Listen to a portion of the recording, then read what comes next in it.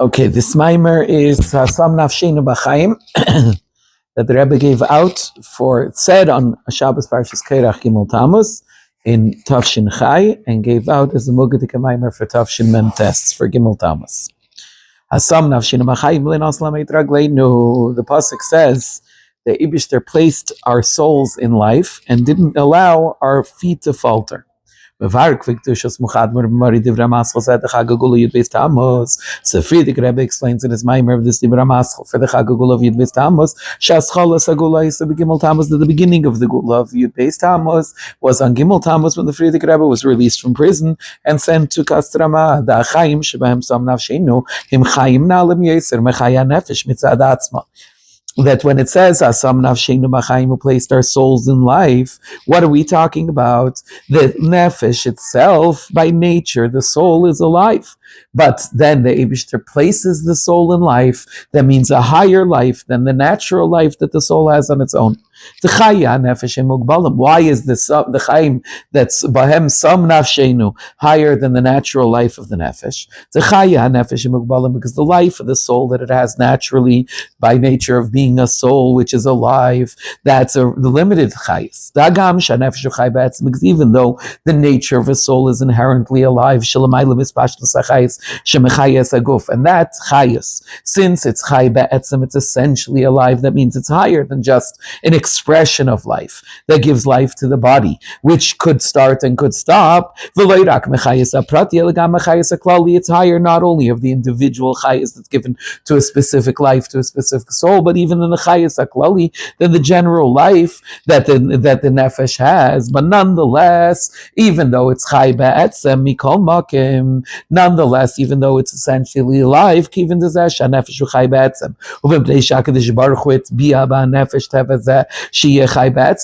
fact that the nefesh is essentially alive comes from somewhere, the Eibishter placed that chayis, that nature into the nefesh, that it should be essentially alive. Therefore, even this chayos that the soul is essentially alive is limited, because since it was ingrained within the soul as its nature, so therefore it's a finite chayos. And then when it says the Eibishter is Sam Nafsheinu Bachaim, he places our souls in life. That's an even higher life. That's a life that's higher than nature altogether. That's the meaning of the pasuk, that the Eibishter placed our souls in life, and therefore he didn't allow our feet to falter. Where is the kayach come from? That we should ensure that our feet won't falter. That's not assured just by the chayim, by the chayis ba'etzem, the natural chay ba'etzem, essential life that the soul has, but rather that's only achieved by this higher life that's higher than nature completely, that the Eibishter places our souls in life, and as a result, our feet aren't able to falter. Okay, so Eis Aleph just said that Hasam Nafsheinu B'Chayim means a higher life. There's a natural life that the soul has. It's Chay Ba'etzem, which is a very high level of life, and yet that's still mugbal, that's still limited by being the nature of the soul that the Eibishter placed in the soul. Whereas Hasam Nafsheinu B'Chayim means the Eibishter places our souls into a higher life, a life that's higher than Teva, and it's only as a result of that higher life that that our feet can't falter. So his base,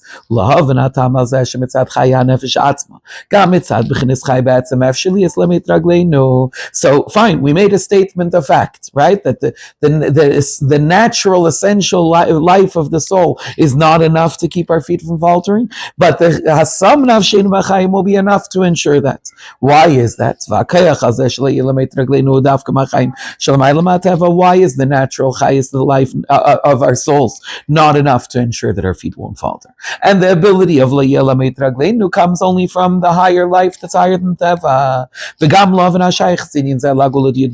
Also, what does this have to do with Yud Beis Tammuz? Why is it specifically in a Maamar of Yud Beis Tammuz? So to order to understand that, first let's look closer at the pasuk at the beginning of this each parsha, that it says Vayikach Kairach, that it says Kairach took, V'tergem Unklus V'Ispale Kairach. Says Unklus, what does it mean that he took? He divided. The become mekaymis shenemar vayikach tirgim v'nosif. In most places or other places where it says vayikach, it's the Targum interprets it as v'nosif, he took.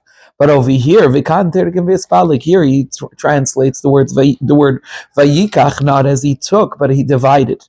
The Sefer Nayim Elimelech Ser Elimelech of Lijans, the Talmud of the Maggid, explains in the Sefer Nayim Elimelech the Vispalik Keirochal Derech Rekia Mavdu B'Mayim Lamayim, that this word Vispalik, that he divided, where does that come from? It's similar to the statement that when the Eibishter created the world, he created a Rakia, a firmament that divides, that separates between water and water, between the higher waters that becomes the skies and the lower waters that becomes the sea. So that's what it says in Nayim Elimelech. Says that Tzemach Tzedek. What does the Nayim Elimelech mean by that? The Pirush this interpretation that the Nayim Elimelech is saying, that Vispal Keirach is similar to Rekia Mavdil, to the firmament that divides. This is based on a statement of the Zayar, that it says in the Zayar, the Rekia Mavdil have Machlekes Malabi Mina, that the Rekia Mavdil, the firmament that divides between the higher waters and the lower waters, is the idea of division of left against right. And the Zayar concludes that like this, the Rekia Mavdil, meaning the machlekes of left on right, is the machlekes of Keirach against Aaron, of left against right. The Mizem, moving from this, is understood. Without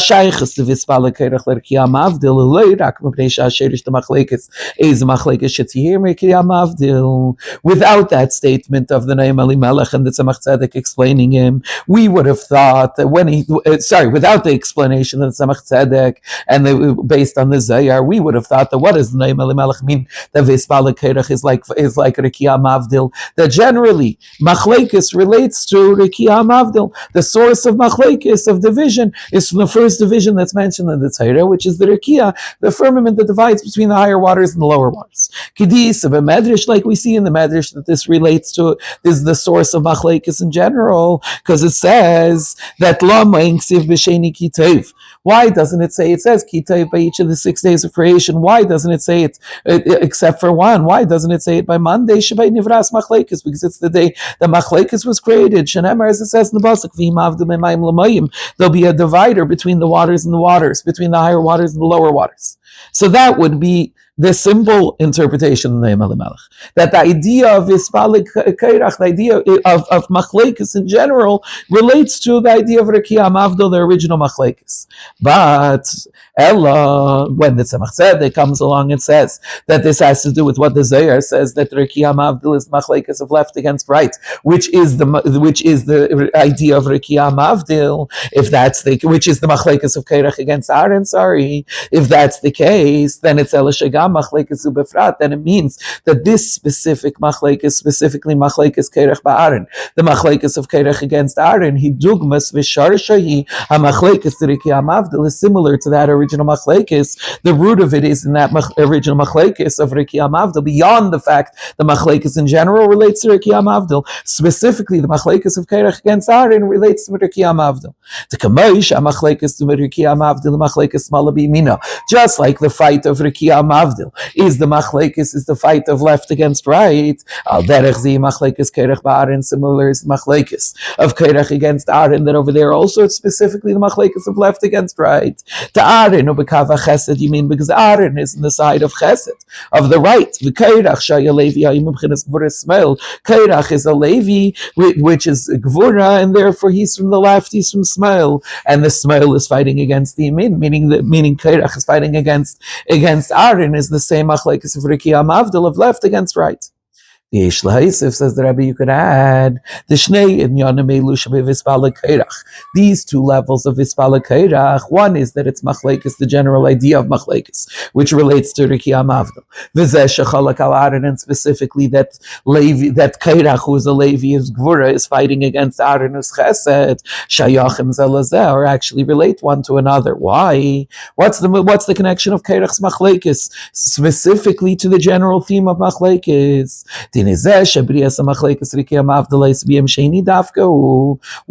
the machlekes, meaning why was that original division, the division of the firmament between the higher waters and the lower waters, why was it specifically on Monday, on the second day of creation? Because the first day of creation relates to chesed, which is the right side. And the second day is gvura. And that's why machlekes was created on the second day, because where does machlekes have its main ability to exist, its main ability to be brought into being? Through smell, through gvura. Ugdisa b'Zayar Sham, like it says in the Zayar, Yemina iu shlema dekula, beitalia kol shlemu, that the right is the perfection of everything, and in the right is dependent all perfections. Kad iser smala iser machlekes, but when the left awakens, that awakens machlekes. Valpize yishlema, based on this, you could say sheikir in yanishal keirach machlekes. According to this, that means that the whole Inyan, it's not just the keirach wanted something that he didn't have, and therefore he fought against Aaron.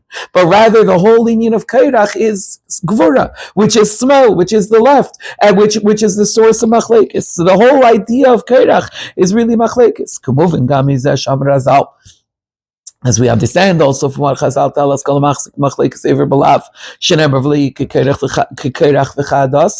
says that anybody who holds on to machlekes, who causes machlekes to continue, whatever machlekes it is being over not allowed, because you're not supposed to be like Kairach and his people. The mizeh shaba machlekes is machlekes shintia, who kekerach v'adasai muchach sheker inyan shel keirach machlekes. The fact that somebody who strengthens machlekes, no matter what it is, right? Because theoretically, it could be a good machlekes. This could be the machlekes that they're fighting for the right thing, and therefore it's good to be on the side of the fights.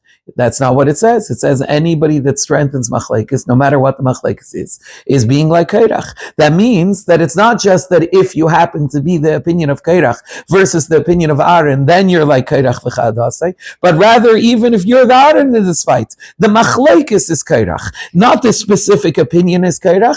The whole idea of machlekes is Kairach, because Kairach, his whole union is machlekes, is smile. According to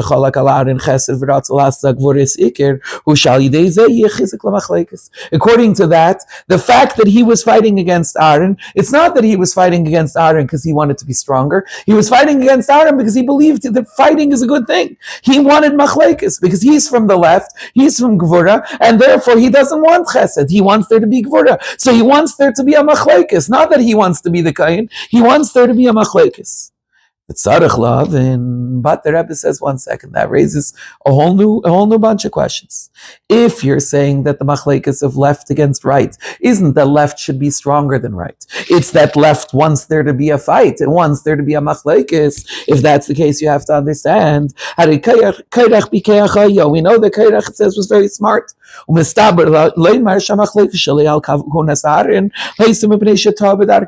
only makes the sense to say that when he's fighting against the kuna of Ha'arin, it's because he's somehow making some sort of mistake in the ways of Avidas Hashem.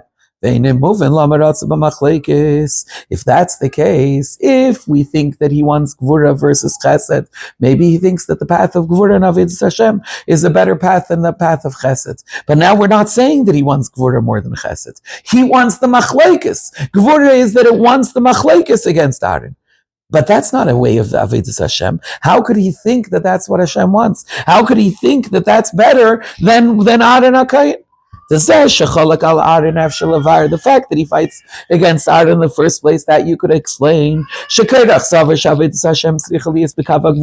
believed that the main Avidas Hashem has to be in the way of Gvura. It has to be in the way of stringency, of standing up and screaming and throwing stones and so on. That's why he fought against Aaron. He thought Aaron's not serving the Eibishter properly. He does everything with chesed, he does everything with loving kindness. That's not serving Hashem perfectly, because he's missing out on Gvura, he's missing out on the strength of Gvura. But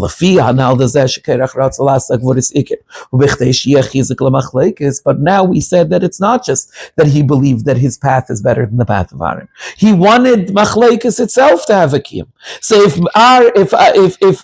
Korach is fighting and he wants to make gvura the main thing rather than chesed, not because he wants David Hashem to be in a path of gvura rather than the path of chesed, but rather he wants the machlekes itself.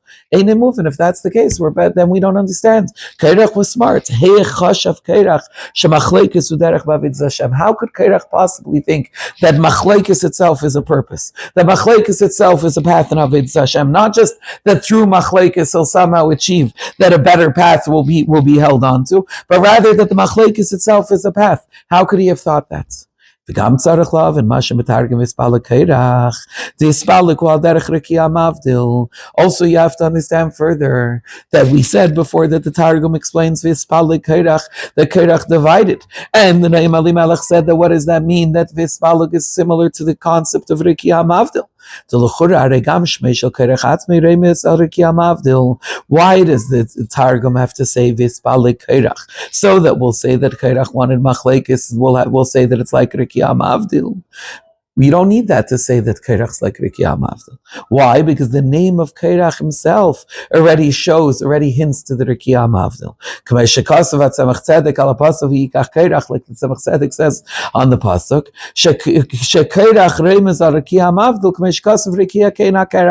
that says the Tzemach Tzedek that Korach is already a hint to the Rekiah, to the firmament that divides between the upper waters and the lower waters. Because the Rekiah is referred to as Ke'ena Korach, similar to the Korach, to the ice that divides. So what is the Targum adding? By saying that Vayikach Korach means Vispala Korach, and then the Me'em Elimelech will tell us that means Al Derech Rekiah Mavdil. Vayikach Korach already means Al Derech Rekiah Mavdil, because the name Korach hints at the Rekiah Mavdil, at the dividing firmament, from the word Korach, from the word ice.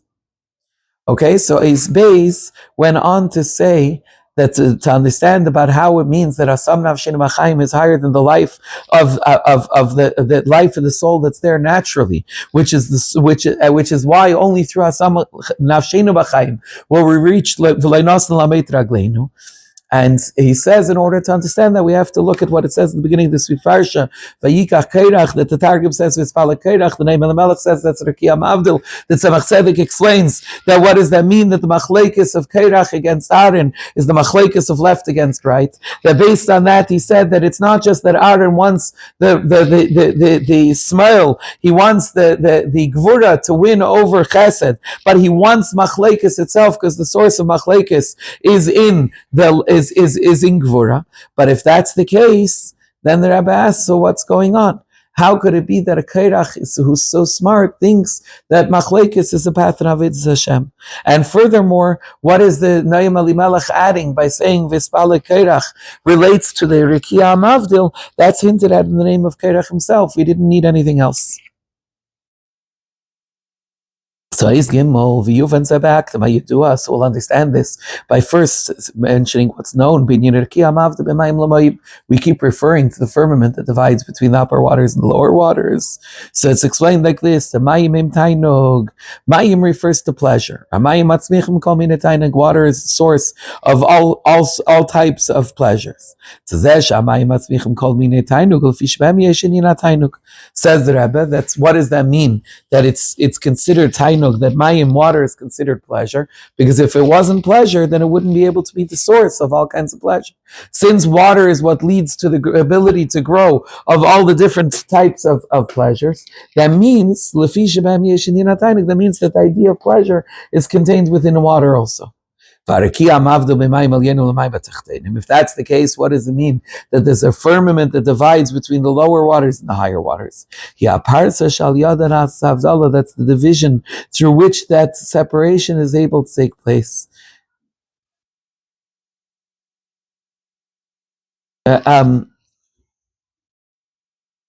It's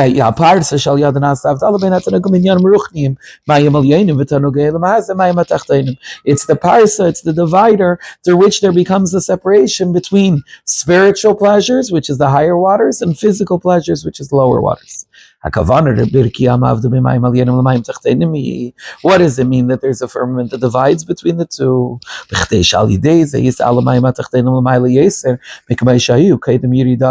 Because when you'll separate between the pleasures and spiritual things and the pleasures and physical things, the higher waters and the lower waters, as a result, the lower waters will reach and be elevated to a place that's higher than where they were before they descended. So first we create a separation that causes the lower waters to descend, because as a result, they're then elevated to a place that's higher than the place from which they came. Because through their descent down below, there became the desire. Meaning, how do the lower waters reach higher? Through their descent, because by descending down here, that created within them a tshuka, a desire, a tzimayin, a thirst, to go back above. Like the Zayir says, that the lower waters cry out, and they say, we want to stand in front of the king. It's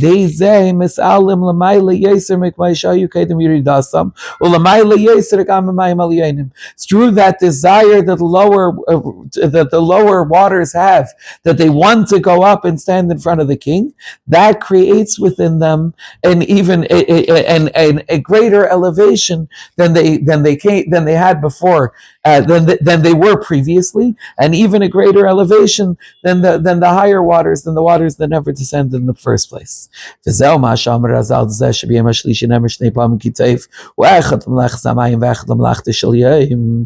Chazal tell us, why does Tuesday have twice kitayv? We said already, Monday doesn't have kitayv because machlekes was created that day, but Tuesday has twice kitayv. Why? One for finishing off the separation of the waters, and one for the work of that day itself. But the Rabbi asks, what the Maamar Chazal doesn't seem to make any sense. The whole idea of the work of the water is the idea of division. How are we saying kitayv? How are we saying that it's good? The explanation is through the aveda of the person, there's an elevation and refinement of the lower waters, and they reach higher than they were beforehand. Therefore,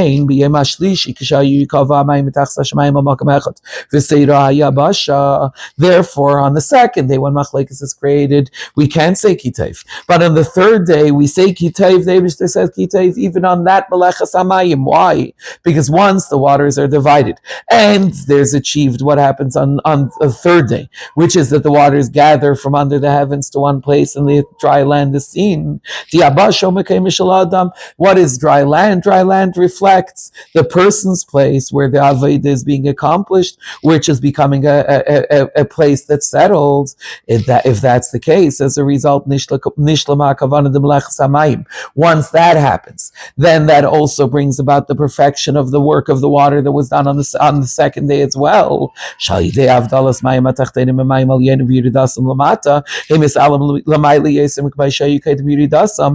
separating out the lower waters from the higher waters and having them go in their proper place, that causes them to be able to be elevated even higher than they were before they descended. Once you achieve that greater elevation, then even the work of the water is actually for the best. So once this possibility is created through the third day of creation, then Taka the Melech Samayim also gets a kitayv.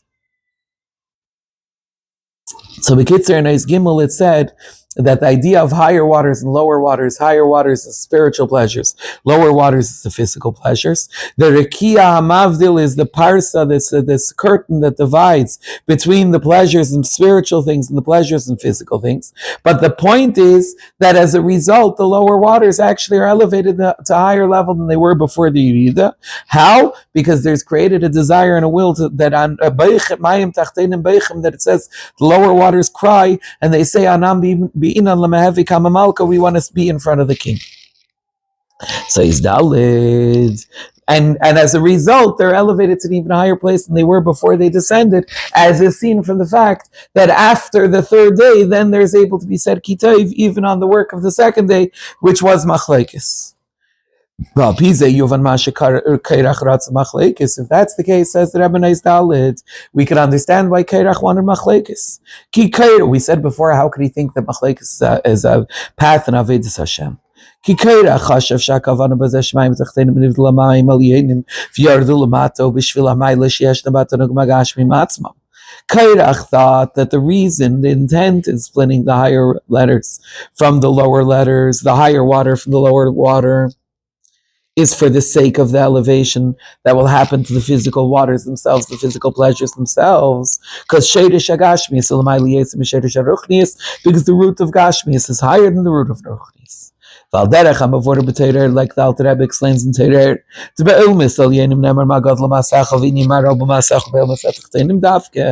that in the Ilmis Elyonim, what does the pasuk say? How great are your actions? But how many are your actions? That's something that happens only in these lower worlds. And the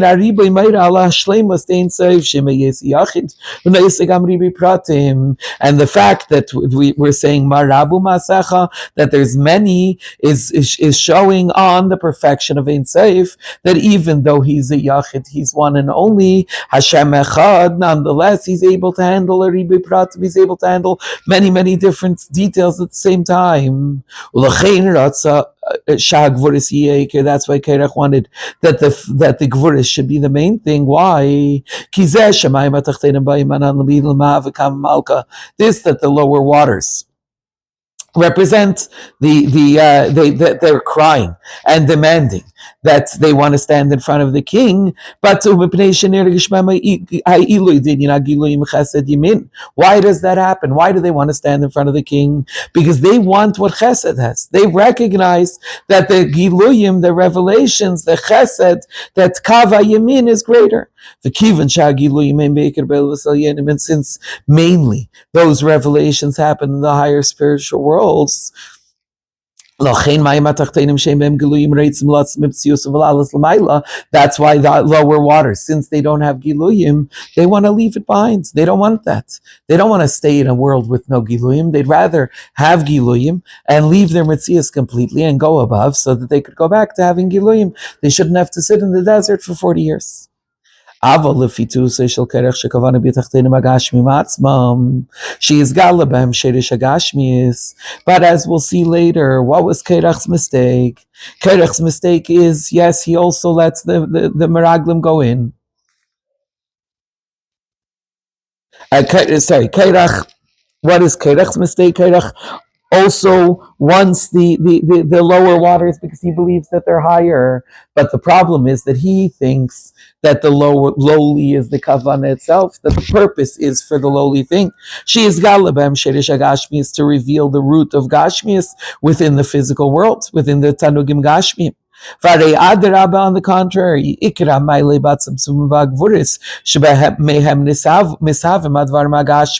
where he's wrong is he thinks that the point is that the lower water, the lower level, should reach a higher level than the higher level had originally. That the mayim tachtenim should have the benefit of being mayim tachtenim because there should be revealed in them the source of gashmias. But he says no. The reality is not like that. The reality is that the whole reason why they're higher is because of the tzimtzumim and gvuris. Shebehem misavim kadvar magashmim, because you take away those tzimtzumim and gvuris, which are the source of the physical objects, and you won't have the higher elevation of the physical objects. That's why Kairach was making a mistake. Because when are the root of the lowly waters going to be revealed? It's not revealed at this time in this world. That'll be only when Mashiach comes.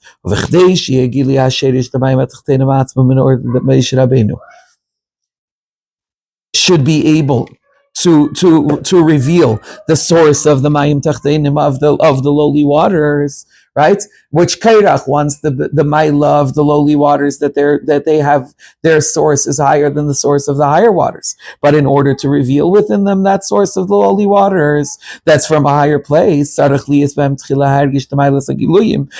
they have to feel that they want Giluyim. In other words, he's saying, it's only through this feeling that they have the thirst, the desire to go above. And it's only through that you have the revelation of the source of the Mayim Tachteinim themselves. In other words, Mayim Tachteinim are taka higher than Mayim Elyonim in their source. But when is that source revealed? Only when they feel that they're missing something. When they feel that they're missing Giluyim, and therefore they want what the Giluyim have. They want what the Mayim Elyonim have. Because if the Mayim Tachteinim sit there and say, we're satisfied with being Mayim Tachteinim, we realize that Mayim Tachteinim has a hidden, deeper, higher level, and therefore we're satisfied with being Mayim Tachteinim, Mayim Tatainim, and will remain that throughout, then they don't ever get elevated. Because they're missing the thirst, they're missing the desire to get outside of themselves. Only once they desire the Giluyim, and therefore they leave themselves and you reveal with them their Sherish, then you're revealing in them truly a source, a level that's higher than the Giluyim in the first place, that won't even want the Giluyim. But the only way you achieve the recognition of that benefit that the lack of Giluyim have is through wanting Giluyim. This is why it's by Thursday. It doesn't say, sorry, this is why by Monday, by the second day when Machlek is first created, the day of Gvura, it doesn't say Kitayv.